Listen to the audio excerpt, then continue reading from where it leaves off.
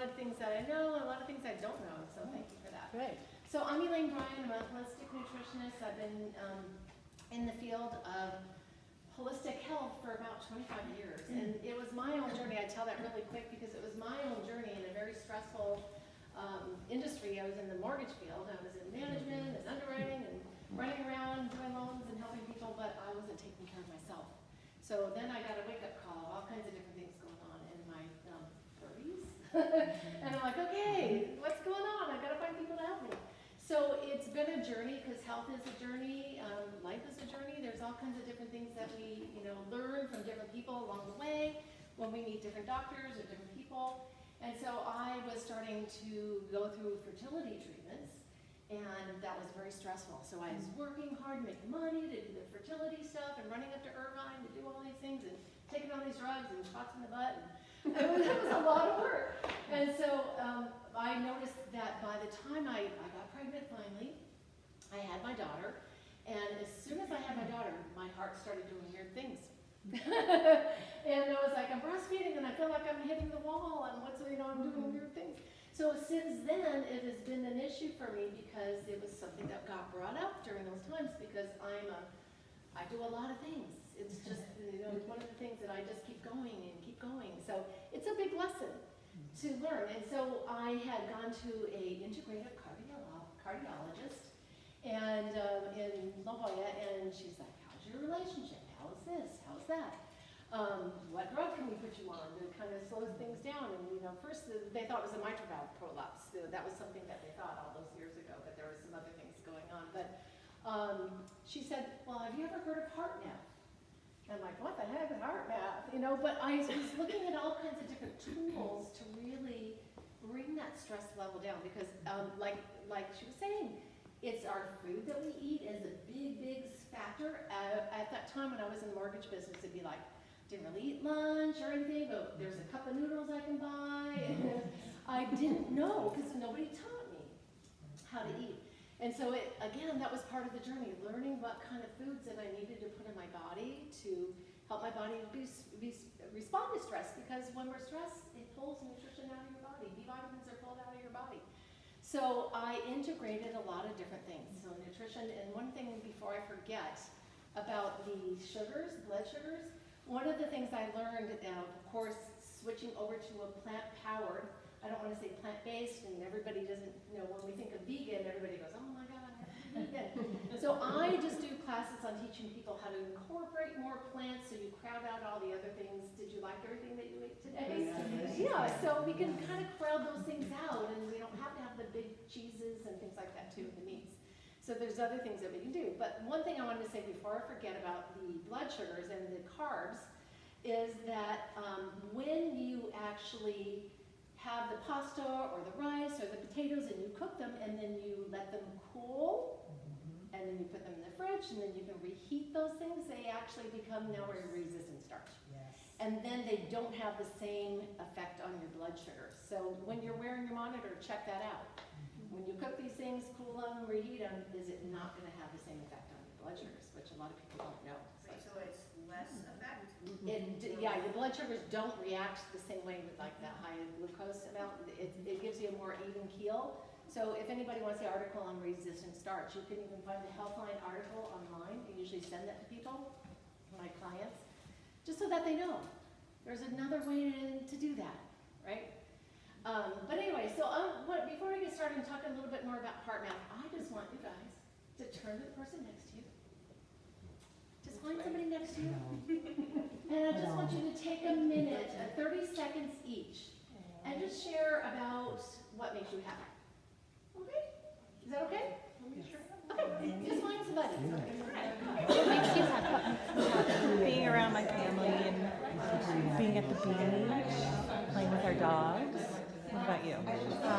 Very similar. My husband and our animals. We have horses and dogs and cats.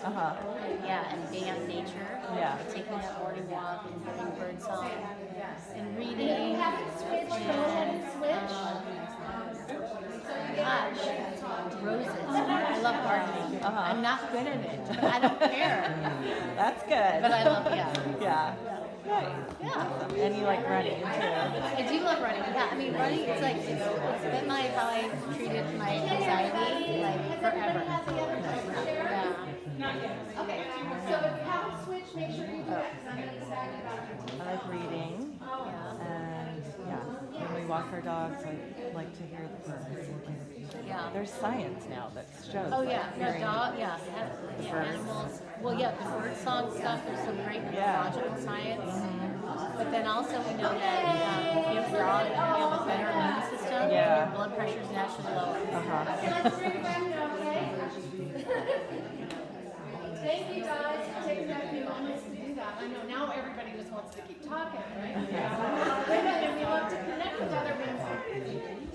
So what I'm going to do is take you through a little bit of an exercise, but I want to explain, has anybody ever heard of HeartMath? A lot of you are, because I heard you say heart rate variability. So if you haven't heard of HeartMath, it came up from in the like 1990s, 1991, by a Doc Children, I can't even say his last name, but he was a stress researcher.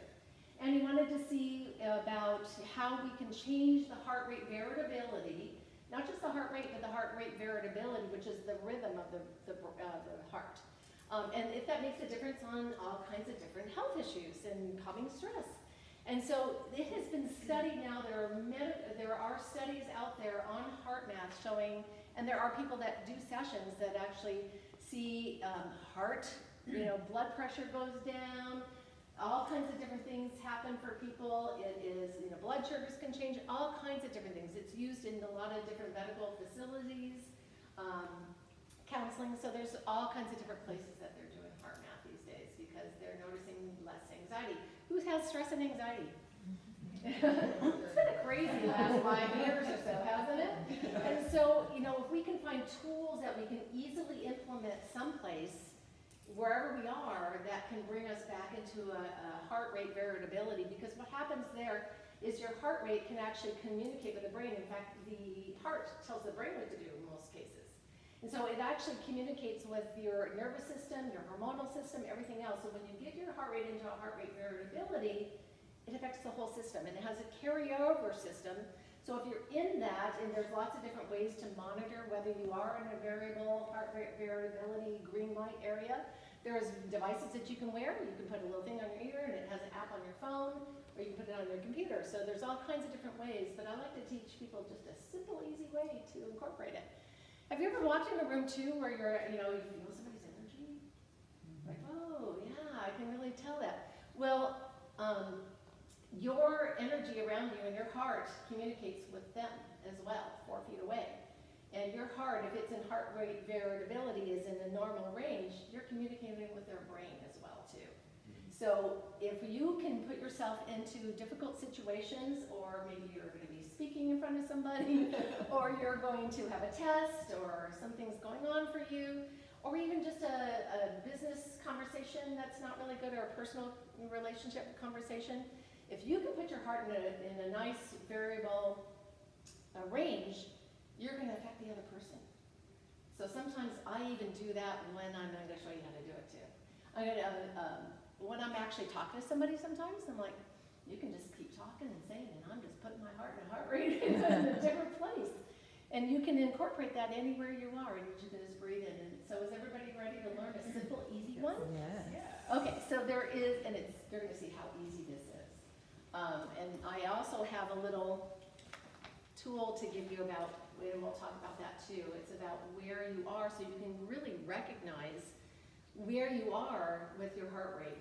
Because the heart rate variability, when you're stressed or frustrated, you see lines like this. I used to have it on my computer so I could show my clients, this is what it's like. And then when you're in a nice variability, it's like these little waves that are going like this. And so I would venture to say most of us are like, because we have so much going on and we're responding. It doesn't matter whether we're running or we're doing some different things. It's even just, we can be sitting still and then we can read the news and things change. And so if you can bring yourself back in, that would be really great. So let's do this. So close your eyes, get comfortable. Yeah. And we're just going to take a nice deep breath into the belly, bring it up to the lungs, exhale through the mouth, let it all go. Another deep breath in. Exhale it out, let it go. And then just breathing normally, I want you to bring your awareness down to your heart center for a moment. Just dropping your awareness to your heart center, wherever that is. And as you inhale in the next time, picture your breath moving in through your heart into all the cells in your body. And as you exhale, send that breath out through your heart space into the space around you. So just dropping down to your heart, breathing in through your heart space and out through your heart space.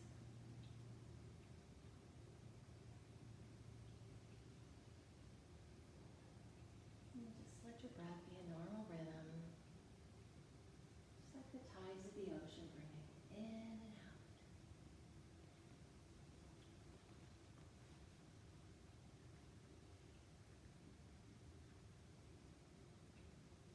And then, as you breathe in and out, I'd like you to reflect on something that you appreciate or you're grateful for, whichever one comes to your heart first. Whatever that is, whatever you're grateful for or appreciate, breathe that in through your heart space into every cell of your body. And then as you exhale, the breath is flowing out through the heart space into the space around you with whatever you're grateful for or appreciate. It could be a person, place, thing, whatever it is. So I'm going to be quiet for a moment. I want you to breathe in through your heart space and out through your heart space.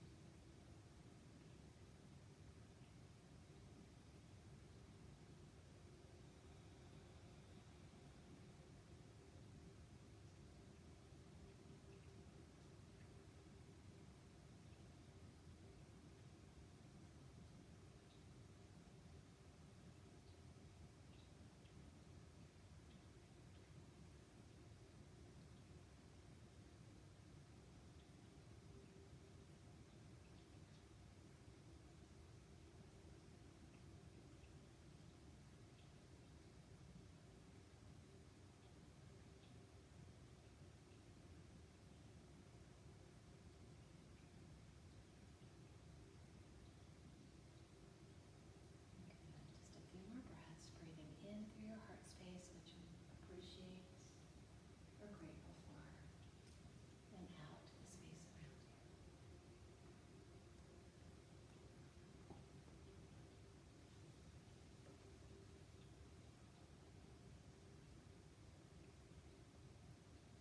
And slowly start to come back, wiggle your fingers and toes. Open your eyes whenever you're ready. How do you feel? Now I want you to turn to the person that you were talking to before, and I want you to tell them what you love. Okay? I want you to notice if there's anything that is different in sharing with the person. I love my family and my dogs and the beach, and I noticed that my body just feels calmer saying it. I'm more grounded in my own body and energy, and that I can feel the appreciation for those things much more. Yeah, do you feel like I think it's a human condition that we kind of take for granted, right? Those things, because you're like you live close to the beach, so Right. you just don't, like, oh, there's the beach, Yeah. And it's like I think it's so hard to sometimes keep that in our consciousness that it's like, oh my gosh, Right. what a great walk that was today Yeah. with the dogs. But Yeah. I think when you're out in nature, like if you're walking on the beach, though, it kind of puts you in that same thing. Yeah. When I am home and I'm walking the dogs, I'm like, I love this walk. I love these dogs. Uh-huh. Yeah. Yeah, it's cool. Everybody ready to come back? Yes. Is everybody ready to come back? Okay. Did you guys notice anything different the second time that you shared? Yes. Calmer? And what happens the first time, sometimes when you're meeting somebody, maybe at a networking group or something, and you're talking, you're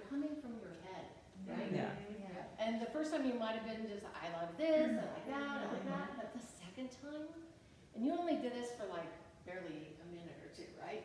The second time, you're coming from your heart, and you're connecting from your heart, and all of a sudden you drop into a whole different place. And you're like, oh, I really love this because of that. You know, it just makes a big difference. So if you think about personal relationships or business relationships, if you can just do that. Sometimes if it's just something in the moment, like I said, I just bring that in. And then they'll be talking to me like, I love this. And it can be something as simple as that. It's just a tool. There are deeper type of techniques that HeartMath has, but that's the simple one. It's just, you can just bring that in anywhere. What you love, what you appreciate, what you're grateful for, whatever resonates with you. Yeah. When you're driving. Yes.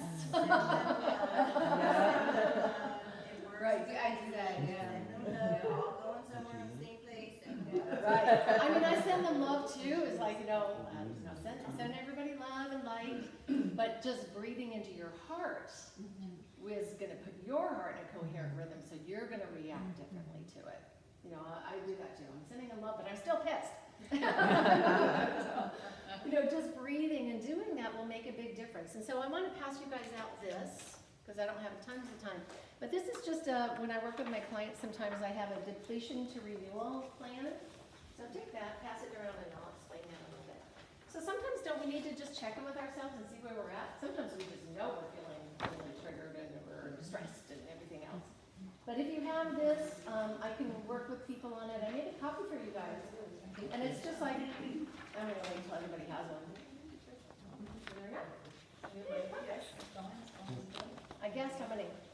So if you turn it over to the questions, it's like, what do you hope to accomplish? Where are you? You can look at this other side where it's depletion and renewal. See how I told you guys those really jaggedy lines and stuff? So it's like, what's going on in my life right now? Where am I? Am I angry and anxious, or am I happy? Do I have love and appreciation, frustration, resentment? Do you have high cortisol, high DHEA? Where are you?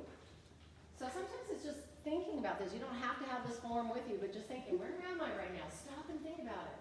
What's going on for me? Label that emotion, label that feeling, and then say, where do I want to be? If you look at the other part, it's like, still thinking about these things. What do I hope to accomplish? Where do I want to be? Right? All the emotions you have been experiencing over the last few days, and write them in the quadrant. Where am I? Right? And write the word now, where you spend most of your time, and where the goal is. So sometimes just taking this and taking some time to reflect on it, where am I and where do I want to be? Because we know that the emotions, we're emotional people. We are leading with our emotions all the time. And it makes a big difference. And so if we can kind of change that and invoke, the whole thing about HeartMath is invoking a positive emotion. Changes things. It's not like I can just like have a positive affirmation. I'm going to be happy now. I'm going to be happy now. I'm going to be happy now. You're trying to get the subconscious mind to believe that, but this is more of a like, I'm invoking it and breathing it into the heart space and out through the heart space. And that's what makes the difference to get the heart rate variability to be where you want it to be, to calm the whole system down, to communicate with your hormonal system in your brain and other people around you too. So that, you can do that before you go into a meeting and you can just be in a whole different space, right? Anything to wash off me, except for when you read the news. And then what thoughts and attitudes and behaviors and emotions will help you achieve your goal? So it's just you thinking about what can you do? So even just when you're breathing that way, it might put you in a different place so that you have the answers about other things that you can do to change your situation, right? Sometimes we're in a frenzy mode and we can't calm ourselves down enough to really know what those answers are. We're not listening, right? We have to connect. And that way we'll get some more answers to guide us, right? So I hope that was helpful. Something just really simple as that. I'm a energy healer, so I do healing touch and Reiki, but it's mostly healing touch. It's more of a medical model of working in the biofield because this is where a lot of things start, and then it goes into our physical too. So it is something that the National Institutes of Health deem as an intervention for an unbalanced biofield. And it's really great because that does make a big difference on the heart as well. And I start everybody off with a nice HeartMath exercise when I have them on the table. So I invite you guys to maybe come and experience that because it really is great. It's great for pain and anxiety and calming the whole stress down and getting things working so that the whole body can do its own self-healing is what it's all about. It's all with unconditional love and anyway. I also use the oils. So they have a feelings kit and emotions, and so I muscle test you to see which oil, where we're going to put it, and we're going to work the oils in as well. So hope that helps. And if you guys ever want to learn plant-based cooking, I do that. I do plant-based cooking classes as well. I do them at Maricosta College. I'm taking a little bit of a break while I do my certification, but I'm going to be doing it at my home. So if you're interested, just let me know. So I think Elaine does it all. I know, but I'm trying to scale it down. Okay. I don't need the extra stress. And you also send. Yes, I will send that information for all Yeah, these the whole cooking classes at Maricosta are fun, but it is high energy and it's a lot of stress for me. And I'm not getting any younger, so I want to have a lot of quality of life. And so I'm going to probably do smaller groups in my house. And that way you have a little bit more quietness and calming for yourself because that room in there, we're just like, I remember so much. Sophie one time came to my Indian food class and I said, it's crazy, we're doing this, we're doing that. She said, but Elaine, look at it this way, it's just like India. I love you. So anyway, so I have a special online serenity sessions as they're called, so you can just let me know if you have any questions. Thank you.